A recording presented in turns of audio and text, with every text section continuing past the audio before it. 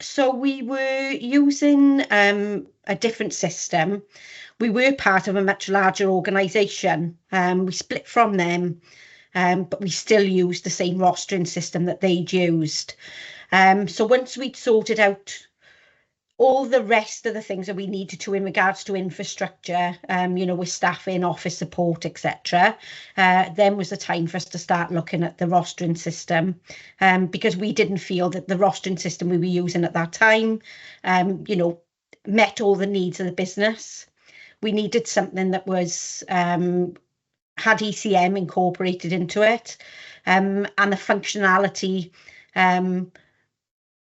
was much better with CareLineLive. Obviously, we looked at other products, but CareLineLive actually was the one that we decided to go with.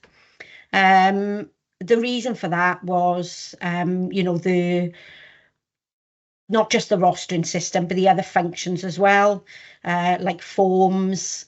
There's assessments. We felt that the information that we could input into there, was much better than we'd used previously. We liked the fact that there was instant journal entries that we could look at, the ECM, so we could see, people logging in and out of visits, being able to put tasks on the system, documents, they were all things that we weren't able to do with the previous system.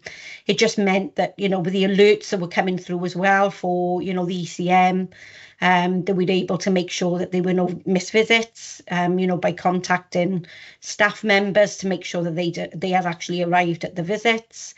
And the other thing for us as well is, the EMA, previous ways of working using documentation that was held within properties was quite difficult to get returned to the office. And certainly if we needed to look at something quickly, we didn't have that function. Whereas because this is totally live, when we get information immediately as it happens, it was just really useful. It's really useful for us.